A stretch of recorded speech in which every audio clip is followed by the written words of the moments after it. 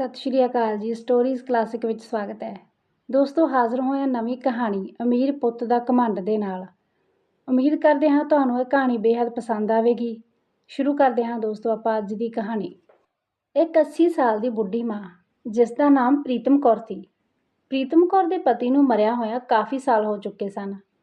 ਉਸਨੇ ਖੁਦ ਭੁੱਖੀ ਰਹਿ ਕੇ ਆਪਣੇ ਪੁੱਤ ਸੁਖਵਿੰਦਰ ਨੂੰ ਖਾਣਾ ਖਵਾਇਆ ਅਤੇ ਰਾਤ ਦਿਨ ਸਿਲਾਈ ਦਾ ਕੰਮ ਕਰਕੇ ਤੇ ਲੋਕਾਂ ਦੇ ਘਰਾਂ ਵਿੱਚ ਭਾਂਡੇ ਮਾਂਜ ਕੇ ਆਪਣੇ ਪੁੱਤ ਨੂੰ ਚੰਗਾ ਪੜ੍ਹਾਇਆ ਲਿਖਾਇਆ ਅਤੇ ਉਸ ਦਾ ਪਾਲਣ ਪੋਸ਼ਣ ਕੀਤਾ। ਅੱਜ ਉਸ ਦਾ ਪੁੱਤ ਜੋ ਜਵਾਨ ਹੋ ਚੁੱਕਿਆ ਸੀ ਅਤੇ ਹੁਣ ਉਹ ਸ਼ਹਿਰ ਵਿੱਚ ਸਰਕਾਰੀ ਨੌਕਰੀ ਕਰਨ ਲੱਗਿਆ। ਇਸੇ ਦੌਰਾਨ ਉਸਦੇ ਸ਼ਹਿਰ ਵਿੱਚ ਕਈ ਦੋਸਤ ਵੀ ਬਣ ਗਏ। ਉਹਨਾਂ ਵਿੱਚੋਂ ਇੱਕ ਦੋਸਤ ਉਸਦਾ ਬਹੁਤ ਹੀ ਪੱਕਾ ਦੋਸਤ ਸੀ। ਸੁਖਵਿੰਦਰ ਉਸਦੇ ਘਰ ਹੀ ਰਹਿੰਦਾ ਸੀ ਅਤੇ ਉਹ ਇਕੱਠੇ ਹੀ ਦਫ਼ਤਰ ਜਾਂਦੇ। ਇੱਦਾਂ ਹੀ ਵਕਤ ਗੁਜ਼ਰਦਾ ਗਿਆ ਅਤੇ ਉਸਦਾ ਕੰਮ ਵੀ ਚੰਗਾ ਚੱਲਦਾ ਰਿਹਾ। ਸੁਖਵਿੰਦਰ ਨੂੰ ਨੌਕਰੀ ਵਿੱਚ ਤਰੱਕੀ ਮਿਲ ਗਈ ਅਤੇ ਹੁਣ ਉਸਦੀ ਤਨਖਾਹ ਵੀ ਖਾਸੀ ਵੱਧ ਗਈ ਸੀ। ਉਹ ਸ਼ਹਿਰ ਵਿੱਚ ਕੰਮ ਕਰਕੇ ਬਹੁਤ ਖੁਸ਼ ਸੀ। ਅੱਜ ਸੁਖਵਿੰਦਰ ਦਾ ਜਨਮ ਦਿਨ ਸੀ। ਦਫ਼ਤਰ ਵਿੱਚ ਸਾਰਿਆਂ ਨੇ ਸੁਖਵਿੰਦਰ ਨੂੰ ਉਸਦੇ ਜਨਮ ਦਿਨ ਦੀਆਂ ਬਹੁਤ-ਬਹੁਤ ਵਧਾਈਆਂ ਦਿੱਤੀਆਂ ਅਤੇ ਫਿਰ ਸ਼ਾਮ ਨੂੰ ਦਫ਼ਤਰ ਤੋਂ ਫ੍ਰੀ ਹੁੰਦੇ ਹੀ ਸੁਖਵਿੰਦਰ ਨੇ ਆਪਣੇ ਖਾਸ ਦੋਸਤਾਂ ਨੂੰ ਇੱਕ ਚੰਗੇ ਹੋਟਲ ਵਿੱਚ ਪਾਰਟੀ ਕੀਤੀ। ਪਾਰਟੀ ਖਤਮ ਹੋਣ ਤੋਂ ਬਾਅਦ ਉਸਦੇ ਸਾਰੇ ਦੋਸਤ ਆਪਣੇ-ਆਪਣੇ ਘਰੇ ਚਲੇ ਗਏ। ਸੁਖਵਿੰਦਰ ਸ਼ਹਿਰ ਵਿੱਚ ਰਹਿੰਦਿਆਂ ਉੱਥੋਂ ਦੇ ਲੋਕਾਂ ਨਾਲ ਇੰਨਾ ਘੁਲ ਮਿਲ ਗਿਆ ਸੀ ਕਿ ਉਸਨੂੰ ਪਿੰਡ ਵਿੱਚ ਰਹਿੰਦੀ ਆਪਣੀ ਬੁੱਢੀ ਮਾਂ ਦਾ ਜ਼ਰਾ ਵੀ ਖਿਆਲ ਨਾ ਆਇਆ। ਪਿੰਡ ਵਿੱਚ ਉਸਦੀ ਬੁੱਢੀ ਮਾਂ ਆਪਣੇ ਪੁੱਤ ਦੀ ਤਰੱਕੀ ਲਈ ਰੋਜ਼ ਗੁਰਦੁਆਰਾ ਸਾਹਿਬ ਜਾ ਕੇ ਅਰਦਾਸ ਕਰਦੀ ਅਤੇ ਪ੍ਰਮਾਤਮਾ ਤੋਂ ਆਪਣੇ ਪੁੱਤ ਦੀ ਲੰਮੀ ਉਮਰ ਦੀ ਕਾਮਨਾ ਵੀ ਕਰਦੀ। ਇੱਥੇ ਪਿੰਡ ਵਿੱਚ ਸੁਖਵਿੰਦਰ ਦੀ ਮਾਂ ਇਹ ਆਸ ਲਗਾ ਕੇ ਬੈਠੀ ਹੋਈ ਸੀ ਕਿ ਉਸਦਾ ਪੁੱਤ ਸ਼ਹਿਰ ਤੋਂ ਆਵੇਗਾ ਅਤੇ ਸਾਰੀਆਂ ਮੁਸ਼ਕਲਾਂ ਹੱਲ ਕਰ ਦੇਵੇਗਾ। ਪਰ ਉੱਧਰ ਸੁਖਵਿੰਦਰ ਤਾਂ ਪਿੰਡ ਵਿੱਚ ਰਹਿੰਦੀ ਆਪਣੀ ਬੁੱਢੀ ਮਾਂ ਨੂੰ ਬਿਲਕੁਲ ਹੀ ਭੁੱਲ ਚੁੱਕਿਆ ਸੀ। ਸੁਖਵਿੰਦਰ ਨੂੰ ਆਪਣੇ ਦੋਸਤਾਂ ਦੇ ਨਾਲ ਘੁੰਮਣਾ ਫਿਰਨਾ ਅਤੇ ਪਾਰਟੀ ਕਰਨਾ ਬਹੁਤ ਵਧੀਆ ਲੱਗਦਾ ਸੀ, ਪਰ ਉਸਨੂੰ ਆਪਣੀ ਬੁੱਢੀ ਮਾਂ ਦੀ ਕੋਈ ਚਿੰਤਾ ਨਹੀਂ ਸੀ। ਹੁਣ ਸੁਖਵਿੰਦਰ ਇੰਨਾ ਅਮੀਰ ਹੋ ਚੁੱਕਿਆ ਸੀ ਕਿ ਉਸਨੇ ਸ਼ਹਿਰ ਵਿੱਚ ਇੱਕ ਬਹੁਤ ਵੱਡਾ ਘਰ ਖਰੀਦ ਲਿਆ ਸੀ। ਫਿਰ ਉਸ ਤੋਂ ਬਾਅਦ ਗੱਡੀਆਂ ਖਰੀਦੀਆਂ, ਵੱਡੇ-ਵੱਡੇ ਮਕਾਨ ਹੋਰ ਵੀ ਖਰੀਦ ਲਏ, ਪਰ ਉਸਨੇ ਆਪਣੀ ਪਿੰਡ ਵਿੱਚ ਰਹਿੰਦੀ ਮਾਂ ਨੂੰ ਇੱਕ ਵਾਰ ਵੀ ਆਪਣੇ ਕੋਲ ਸ਼ਹਿਰ ਵਿੱਚ ਨਾ ਬੁਲਾਇਆ। ਉਹ ਸ਼ਹਿਰ ਵਿੱਚ ਆਰਾਮ ਦੀ ਜ਼ਿੰਦਗੀ ਜਿਉ ਰਿਹਾ ਸੀ। ਉਸਦੀ ਬੁੱਢੀ ਮਾਂ ਉਸਨੂੰ ਰੋਜ਼ ਫੋਨ ਕਰਦੀ, ਪਰ ਉਹ ਇੱਕ ਵਾਰ ਵੀ ਫੋਨ ਨਾ ਚੁੱਕਦਾ। ਉਸਦੀ ਮਾਂ ਪਰੇਸ਼ਾਨ ਹੋ ਕੇ ਉਸਨੂੰ ਵਾਰ-ਵਾਰ ਫੋਨ ਕਰ ਰਹੀ ਸੀ, ਪਰ ਇਸ ਤਰ੍ਹਾਂ ਮਾਂ ਦੇ ਵਾਰ-ਵਾਰ ਫੋਨ ਕਰਨ 'ਤੇ ਸੁਖਵਿੰਦਰ ਨੂੰ ਬਹੁਤ ਜ਼ਿਆਦਾ ਗੁੱਸਾ ਆ ਰਿਹਾ ਸੀ। ਸੁਖਵਿੰਦਰ ਨੇ ਗੁੱਸੇ ਵਿੱਚ ਫੋਨ ਚੁੱਕਿਆ ਤੇ ਕਿਹਾ, "ਕੀ ਹੋਇਆ ਮਾਂ? ਕਿਉਂ ਤੂੰ ਮੈਨੂੰ ਵਾਰ-ਵਾਰ ਫੋਨ ਕਰਕੇ ਪਰੇਸ਼ਾਨ ਕਰ ਰਹੀ ਹੈ? ਕੀ ਤੈਨੂੰ ਫੋਨ ਕਰਨ ਤੋਂ ਬਿਨਾਂ ਹੋਰ ਕੋਈ ਕੰਮ ਨਹੀਂ ਹੈ?" ਤਾਂ ਅੱਗੋਂ ਉਸਦੀ ਮਾਂ ਨੇ ਸ਼ਾਂਤ ਸੁਭਾਅ ਨਾਲ ਕਿਹਾ, "ਸੁਖਵਿੰਦਰ ਬੇਟਾ, ਤੂੰ ਇੱਕ ਵਾਰ ਆ ਕੇ ਮੈਨੂੰ ਮਿਲ ਜਾ। ਮੈਨੂੰ ਹੋਰ ਕੁਝ ਨਹੀਂ ਚਾਹੀਦਾ, ਕਿਉਂਕਿ ਬੇਟਾ ਤੂੰ ਹੀ ਤਾਂ ਮੇਰੀ ਜ਼ਿੰਦਗੀ ਹੈ। ਆਖਿਰ ਤੇਰੇ ਸਿਵਾ ਮੇਰਾ ਹੈ ਹੀ ਕੌਣ? ਇਸ ਪੂਰੀ ਦੁਨੀਆ ਦੇ ਵਿੱਚ ਇੱਕ ਤੂੰ ਹੀ ਤਾਂ ਮੇਰਾ ਹੈ।" ਇਹ ਕਹਿੰਦੇ ਹੋਏ ਉਸਦੀ ਬੁੱਢੀ ਮਾਂ ਰੋਣ ਲੱਗਦੀ ਹੈ। "ਬਸ ਬੇਟਾ, ਇੱਕ ਵਾਰ ਆ ਜਾ ਆਪਣੀ ਮਾਂ ਦੇ ਲਈ।" ਪਰ ਉਸਦੇ ਬੇਟੇ ਸੁਖਵਿੰਦਰ ਨੂੰ ਤਾਂ ਬਹੁਤ ਜ਼ਿਆਦਾ ਘਮੰਡ ਸੀ, ਕਿਉਂਕਿ ਹੁਣ ਉਹ ਕਰੋੜਾਂ ਰੁਪਇਆਂ ਦਾ ਮਾਲਕ ਬਣ ਚੁੱਕਿਆ ਸੀ ਅਤੇ ਹੁਣ ਉਸਨੂੰ ਆਪਣੀ ਮਾਂ ਦੀ ਹੀ ਕਹੀ ਹੋਈ ਹਰ ਗੱਲ ਬੁਰੀ ਲੱਗ ਰਹੀ ਸੀ। ਪਰ ਫਿਰ ਉਸਨੇ ਆਪਣੀ ਮਾਂ ਨੂੰ ਕਿਹਾ, "ਠੀਕ ਹੈ, ਮੈਂ ਇੱਕ ਦਿਨ ਲਈ ਤੁਹਾਨੂੰ ਮਿਲਣ ਲਈ ਆ ਜਾਵਾਂਗਾ।" ਆਪਣੇ ਬੇਟੇ ਦੇ ਇਹ ਸ਼ਬਦ ਸੁਣ ਕੇ ਸੁਖਵਿੰਦਰ ਦੀ ਮਾਂ ਬਹੁਤ ਖੁਸ਼ ਹੋ ਜਾਂਦੀ ਹੈ। ਅੱਜ ਬੇਟੇ ਦੇ ਆਉਣ ਦਾ ਦਿਨ ਸੀ। ਸੁਖਵਿੰਦਰ ਦੀ ਮਾਂ ਅੱਜ ਬਹੁਤ ਖੁਸ਼ ਸੀ ਅਤੇ ਆਪਣੇ ਬੇਟੇ ਦਾ ਇੰਤਜ਼ਾਰ ਕਰ ਰਹੀ ਸੀ। ਜਿਵੇਂ ਹੀ ਉਸਦਾ ਬੇਟਾ ਘਰ ਦੇ ਦਰਵਾਜ਼ੇ 'ਤੇ ਆਇਆ ਤਾਂ ਮਾਂ ਨੇ ਭੱਜ ਕੇ ਜਾ ਕੇ ਉਸਨੂੰ ਗਲ ਨਾਲ ਲਗਾਇਆ, ਪਰ ਮਾਂ ਦੀ ਮਮਤਾ ਦਾ ਬੇਟੇ 'ਤੇ ਕੋਈ ਅਸਰ ਨਾ ਹੋਇਆ, ਕਿਉਂਕਿ ਉਸਨੂੰ ਪੈਸੇ ਦਾ ਬਹੁਤ ਘਮੰਡ ਸੀ। ਸੁਖਵਿੰਦਰ ਨੇ ਆਪਣੀ ਮਾਂ ਨੂੰ ਕਿਹਾ ਕਿ ਮਾਂ, ਤੂੰ ਹਮੇਸ਼ਾ ਕਹਿੰਦੀ ਹੈ ਨਾ ਕਿ ਮਾਂ ਦਾ ਕਰਜ਼ ਇਸ ਦੁਨੀਆ ਵਿੱਚ ਕੋਈ ਨਹੀਂ ਉਤਾਰ ਸਕਦਾ। ਅੱਜ ਮੈਂ ਤੇਰੇ ਸਾਰੇ ਕਰਜ਼ ਚੁਕਾ ਦੇਵਾਂਗਾ। ਮਾਂ, ਮੈਨੂੰ ਦੱਸ, ਕਿੰਨਾ ਕਰਜ਼ ਹੈ ਤੇਰਾ? ਤੈਨੂੰ ਕੀ ਚਾਹੀਦਾ ਹੈ? ਘਰ, ਗੱਡੀ, ਵੱਡੇ-ਵੱਡੇ ਮਕਾਨ, ਰੁਪਏ ਪੈਸੇ, ਸੋਨਾ ਚਾਂਦੀ।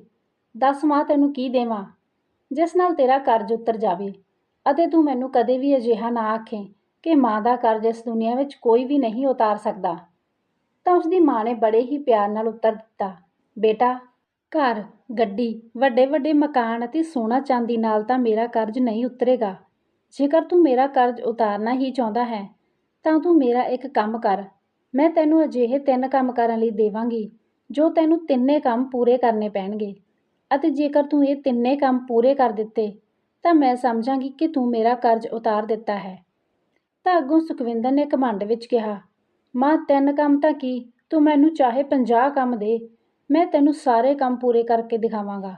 ਮਾਂ ਮੈਨੂੰ ਕੀ ਕਰਨਾ ਪਵੇਗਾ, ਜਲਦੀ ਦੱਸੋ। ਮਾਂ ਨੇ ਅੱਜ ਆਪਣੇ ਬੇਟੇ ਨੂੰ ਪਹਿਲਾ ਕੰਮ ਦਿੱਤਾ, ਜਿਸ ਵਿੱਚ ਬੇਟੇ ਨੂੰ ਆਪਣੀ ਮਾਂ ਦੇ ਕਹੇ ਅਨੁਸਾਰ 5 ਕਿਲੋ ਵਜ਼ਨ ਦੇ ਪੱਥਰ ਨੂੰ ਇੱਕ ਕੱਪੜੇ ਵਿੱਚ ਲਪੇਟ ਕੇ ਉਸ ਪੱਥਰ ਨੂੰ ਆਪਣੇ ਪੇਟ ਉੱਪਰ ਸਵੇਰ ਤੋਂ ਲੈ ਕੇ ਸ਼ਾਮ ਤੱਕ 24 ਘੰਟਿਆਂ ਤੱਕ ਬੰਨ੍ਹਣਾ ਸੀ ਅਤੇ ਫਿਰ ਮਾਂ ਦੇ ਕੋਲ ਜਾਣਾ ਸੀ। ਆਪਣੀ ਮਾਂ ਦੇ ਕਹਿਣ 'ਤੇ ਸੁਖਵਿੰਦਰ ਨੇ ਇੱਕ ਪੱਥਰ ਲਿਆ ਜਿਸ ਦਾ ਵਜ਼ਨ 5 ਕਿਲੋ ਸੀ ਅਤੇ ਉਹ ਆਪਣੇ ਪੇਟ 'ਤੇ ਬੰਨ੍ਹ ਲਿਆ ਤੇ ਉੱਥੋਂ ਚਲਾ ਗਿਆ। ਅਤੇ ਹੁਣ ਉਸਨੇ ਉਹ ਪੱਥਰ ਬੰਨੇ ਹੀ ਦਿਨ ਦਾ ਸਾਰਾ ਕੰਮ ਕਰਨਾ ਸੀ, ਪਰ ਉਸਦੇ ਲਈ ਅਜਿਹਾ ਕਰਨਾ ਮੁਸ਼ਕਲ ਹੋ ਰਿਹਾ ਸੀ। ਪੱਥਰ ਦੇ ਬੋਝ ਕਾਰਨ ਉਹ ਜਲਦੀ ਥੱਕ ਗਿਆ। ਦਿਨ ਤਾਂ ਉਸਨੇ ਜਿਵੇਂ ਤਿਵੇਂ ਕਰਕੇ ਗੁਜ਼ਾਰ ਲਿਆ, ਪਰ ਸ਼ਾਮ ਹੁੰਦੇ ਹੁੰਦੇ ਉਸਦੀ ਹਾਲਤ ਬਹੁਤ ਖਰਾਬ ਹੋ ਗਈ। ਜਦੋਂ ਉਸ ਤੋਂ ਰਿਹਾ ਨਾ ਗਿਆ ਤਾਂ ਉਹ ਸਿੱਧਾ ਆਪਣੀ ਮਾਂ ਦੇ ਕੋਲ ਗਿਆ ਤੇ ਬੋਲਿਆ, ਮਾਂ, ਮੈਂ ਇਸ ਪੱਥਰ ਨੂੰ ਬੰਨ੍ਹ ਕੇ ਜ਼ਿਆਦਾ ਸਮੇਂ ਲਈ ਨਹੀਂ ਰਹਿ ਸਕਦਾ। ਆਪਣੇ ਬੇਟੇ ਦੀ ਗੱਲ ਸੁਣ ਕੇ ਮਾਂ ਨੇ ਹੱਸਦੇ ਹੋਏ ਕਿਹਾ, ਤੂੰ 24 ਘੰਟੇ ਵੀ ਪੱਥਰ ਦਾ ਭਾਰ ਸੰਭਾਲ ਨਹੀਂ ਸਕਿਆ ਅਤੇ ਮੈਂ ਤੈਨੂੰ ਆਪਣੀ ਕੋਖ ਵਿੱਚ ਪੂਰੇ 9 ਮਹੀਨੇ ਰੱਖਿਆ ਅਤੇ ਸਾਰੇ ਕੰਮ ਕਰਦੀ ਰਹੀ।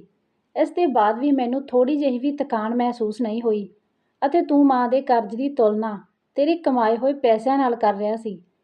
ਅੱਜ ਬੇਟਾ ਪਹਿਲੀ ਪ੍ਰੀਖਿਆ ਵਿੱਚ ਅਸਫਲ ਰਿਹਾ, ਪਰ ਬੇਟੇ ਦਾ ਘਮੰਡ ਅਜੇ ਵੀ ਨਹੀਂ ਉਤਰਿਆ ਸੀ ਅਤੇ ਉਸਨੇ ਆਪਣੀ ਮਾਂ ਨੂੰ ਕਿਹਾ, ਮਾਂ, ਭਲਾ ਮੈਂ ਪਹਿਲੀ ਪ੍ਰੀਖਿਆ ਵਿੱਚ ਅਸਫਲ ਰਿਹਾ, ਪਰ ਹੁਣ ਤੂੰ ਮੈਨੂੰ ਹੋਰ ਕੰਮ ਦੇ, ਮੈਂ ਤੇਰੇ ਸਾਰੇ ਕੰਮ ਖਤਮ ਕਰਕੇ ਦਿਖਾਊਂਗਾ। ਅੱਜ ਬੇਟੇ ਨੂੰ ਮਾਂ ਨੇ ਦੂਸਰਾ ਕੰਮ ਦਿੱਤਾ ਕਿ ਇੱਕ ਰਾਤ ਤੂੰ ਮੇਰੇ ਕਮਰੇ ਵਿੱਚ ਮੇਰੇ ਕੋਲ ਸੌਂ ਜਾ।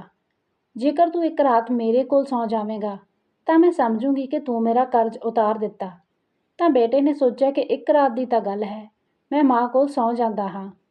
ਤਾਂ ਉਸ ਦਿਨ ਬੇਟਾ ਆਪਣੀ ਮਾਂ ਦੇ ਕਮਰੇ ਵਿੱਚ ਹੀ ਸੌਂ ਜਾਂਦਾ ਹੈ। ਜਿਵੇਂ ਹੀ ਬੇਟੇ ਨੂੰ ਨੀਂਦ ਆਉਣੀ ਸ਼ੁਰੂ ਹੋਈ ਤਾਂ ਮਾਂ ਨੇ ਉਸ ਨੂੰ ਜਗਾ ਦਿੱਤਾ ਅਤੇ ਕਿਹਾ ਕਿ ਮੈਨੂੰ ਪਿਆਸ ਲੱਗੀ ਹੈ, ਪੁੱਤ ਇੱਕ ਗਲਾਸ ਮੈਨੂੰ ਪਾਣੀ ਪਿਆ ਦੇ। ਤਾਂ ਬੇਟੇ ਨੇ ਕਿਹਾ, ਹਾਂ ਮਾਂ, ਹੁਣੇ ਲੈ ਕੇ ਆਉਂਦਾ। ਮਾਂ ਨੇ ਥੋੜ੍ਹਾ ਜਿਹਾ ਪਾਣੀ ਪੀਤਾ ਅਤੇ ਬਾਕੀ ਪਾਣੀ ਬੈੱਡ ਉੱਪਰ ਡੋਲ ਦਿੱਤਾ ਜਿੱਥੇ ਬੇਟਾ ਸੁੱਤਾ ਸੀ। ਉੱਥੇ ਪਾਣੀ ਡੋਲ ਦਿੱਤਾ ਤਾਂ ਬੇਟੇ ਨੇ ਕਿਹਾ, ਮਾਂ, ਇਹ ਕੀ ਕੀਤਾ? ਤੁਸੀਂ ਤਾਂ ਮੇਰੀ ਸਾਰੀ ਸੌਣ ਵਾਲੀ ਜਗ੍ਹਾ ਗਿੱਲੀ ਕਰ ਦਿੱਤੀ, ਹੁਣ ਮੈਂ ਕਿਵੇਂ ਸੌਂਊਂਗਾ? ਮਾਂ ਨੇ ਕਿਹਾ, ਬੇਟਾ ਗਲਤੀ ਹੋ ਗਈ, ਕੋਈ ਗੱਲ ਨਹੀਂ, ਬਸ ਹੁਣੇ ਹੀ ਸੁੱਕ ਜਾਵੇਗਾ। ਬਸ ਤੂੰ ਇੱਕ ਰਾਤ ਹੀ ਤਾਂ ਸੌਣਾ ਹੈ। ਜਿਵੇਂ ਤਿਵੇਂ ਸੁਖਵਿੰਦਰ ਉਸ ਗਿੱਲੇ ਬੈੱਡ 'ਤੇ ਸੌਂ ਗਿਆ। ਉਸ ਦੀ ਅੱਖ ਅਜੇ ਲੱਗੀ ਹੀ ਸੀ ਤਾਂ ਉਸ ਦੀ ਮਾਂ ਨੇ ਉਸ ਨੂੰ ਫਿਰ ਤੋਂ ਜਗਾ ਦਿੱਤਾ ਤੇ ਕਿਹਾ, ਬੇਟਾ, ਪਾਣੀ ਪਿਆ ਦੇ। ਬੇਟੇ ਨੂੰ ਥੋੜ੍ਹਾ ਗੁੱਸਾ ਆ ਗਿਆ। ਉਸਨੇ ਕਿਹਾ, ਮਾਂ, ਹੁਣੇ ਤਾਂ ਤੂੰ ਪਾਣੀ ਪੀਤਾ ਸੀ ਅਤੇ ਤੈਨੂੰ ਫਿਰ ਤੋਂ ਪਿਆਸ ਲੱਗ ਵੀ ਗਈ। ਉਸ ਦੀ ਮਾਂ ਨੇ ਕਿਹਾ, ਬੇਟਾ, ਗਰਮੀ ਬਹੁਤ ਜ਼ਿਆਦਾ ਹੈ, ਇਸ ਲਈ ਪਿਆਸ ਲੱਗ ਰਹੀ ਹੈ। ਬੇਟਾ, ਮੈਨੂੰ ਇੱਕ ਗਲਾਸ ਪਾਣੀ ਪਿਲਾ ਦੇ।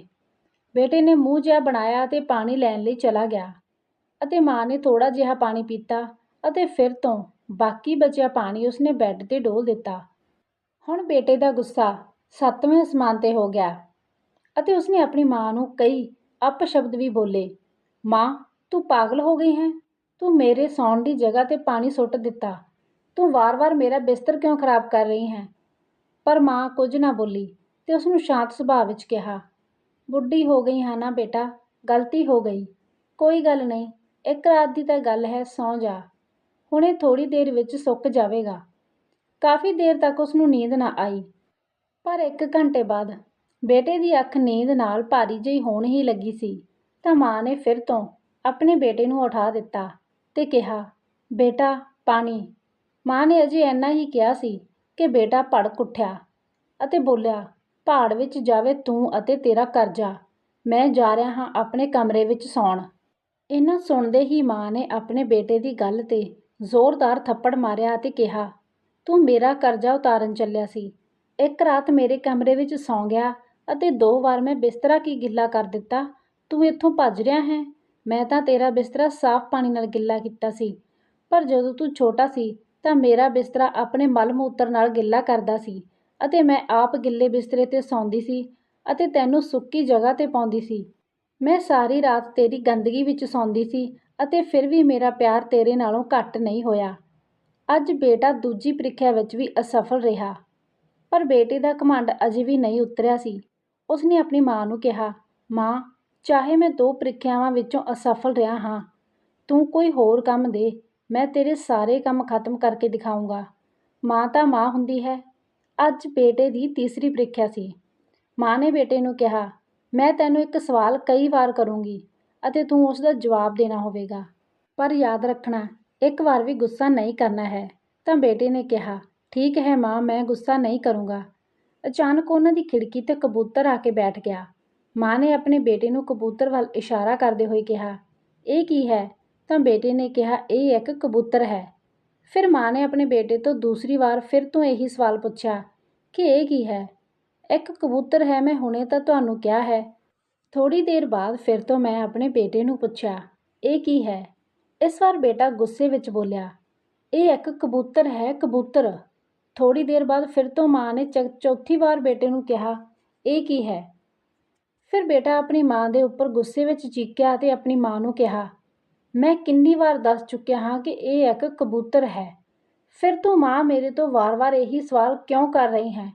ਥੋੜ੍ਹੀ ਦੇਰ ਬਾਅਦ ਮਾਂ ਆਪਣੇ ਕਮਰੇ ਵਿੱਚ ਗਈ ਅਤੇ ਇੱਕ ਪੁਰਾਣੀ ਡਾਇਰੀ ਲੈ ਕੇ ਵਾਪਸ ਆਈ, ਜਿਸ ਨੂੰ ਉਸਨੇ ਆਪਣੇ ਬੇਟੇ ਦੇ ਜਨਮ ਦਿਨ ਤੋਂ ਬਾਅਦ ਬਣਾ ਕੇ ਰੱਖਿਆ ਸੀ। ਉਸਨੇ ਇੱਕ ਪੇਜ ਖੋਲ੍ਹਿਆ ਅਤੇ ਉਸ ਪੇਜ ਨੂੰ ਆਪਣੇ ਬੇਟੇ ਨੂੰ ਪੜ੍ਹਨ ਲਈ ਕਿਹਾ।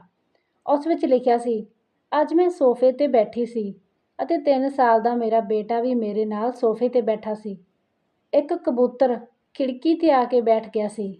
ਮੇਰੇ ਬੇਟੇ ਨੇ ਮੇਰੇ ਤੋਂ 25 ਵਾਰ ਪੁੱਛਿਆ ਸੀ ਕਿ ਇਹ ਕੀ ਹੈ ਮਾਂ, ਅਤੇ ਮੈਂ ਆਪਣੇ ਬੇਟੇ ਨੂੰ 25 ਵਾਰ ਹੀ ਜਵਾਬ ਦਿੱਤਾ ਸੀ ਕਿ ਇਹ ਇੱਕ ਕਬੂਤਰ ਹੈ। ਮੈਂ ਉਸ ਨੂੰ ਹਰ ਵਾਰ ਪਿਆਰ ਨਾਲ ਗਲੇ ਲਗਾਇਆ।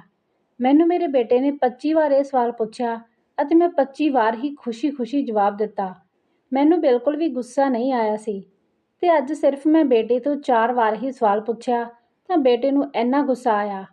ਅੱਜ ਤਿੰਨੇ ਪ੍ਰੀਖਿਆਵਾਂ ਵਿੱਚ ਬੇਟਾ ਅਸਫਲ ਹੋ ਚੁੱਕਿਆ ਸੀ ਅਤੇ ਹੁਣ ਬੇਟੇ ਦਾ ਘਮੰਡ ਵੀ ਚਕਨਾਚੂਰ ਹੋ ਚੁੱਕਿਆ ਸੀ ਅਤੇ ਉਹ ਹੁਣ ਬਸ ਰੋਈ ਜਾ ਰਿਹਾ ਸੀ। ਤੇ ਮਾਂ ਨੇ ਬੇਟੇ ਨੂੰ ਕਿਹਾ, ਬੇਟਾ ਤੇਰਾ ਇਹ ਘਰ, ਲੱਖਾਂ ਕਰੋੜਾਂ ਰੁਪਏ, ਗੱਡੀਆਂ, ਵੱਡੇ-ਵੱਡੇ ਮਕਾਨ, ਸੋਨਾ ਚਾਂਦੀ, ਇਹ ਸਭ ਚੀਜ਼ਾਂ ਮਾਂ ਦੀ ਮਮਤਾ ਦੇ ਅੱਗੇ ਕੁਝ ਵੀ ਨਹੀਂ ਹਨ। ਦੁਨੀਆ ਦੀ ਹਰ ਇੱਕ ਚੀਜ਼ ਮਾਂ ਦੀ ਮਮਤਾ ਅੱਗੇ ਕੁਝ ਵੀ ਨਹੀਂ ਹੈ। ਸਾਡੀ ਸੰਸਕ੍ਰਿਤੀ ਵਿੱਚ, ਵੇਦਾਂ ਵਿੱਚ ਵੀ ਭਗਵਾਨ ਤੋਂ ਪਹਿਲਾਂ ਮਾਤਾ-ਪਿਤਾ ਦਾ ਸਥਾਨ ਦੱਸਿਆ ਗਿਆ ਹੈ। ਇਸ ਲਈ ਸਾਨੂੰ ਕਦੇ ਵੀ ਆਪਣੀਆਂ ਸਫਲਤਾਵਾਂ ਦਾ ਰੋਹਬ ਆਪਣੇ ਮਾਤਾ-ਪਿਤਾ ਨੂੰ ਨਹੀਂ ਦਿਖਾਉਣਾ ਚਾਹੀਦਾ, ਕਿਉਂਕਿ ਉਹਨਾਂ ਨੇ ਆਪਣੀ ਜ਼ਿੰਦਗੀ ਹਾਰ ਕੇ ਤੁਹਾਨੂੰ ਜਿਤਾਇਆ ਹੈ। ਦੋਸਤੋ, ਤੁਹਾਨੂੰ ਕਹਾਣੀ ਕਿਹੋ ਜਿਹੀ ਲੱਗੀ ਕਮੈਂਟ ਕਰਕੇ ਜ਼ਰੂਰ ਦੱਸਣਾ।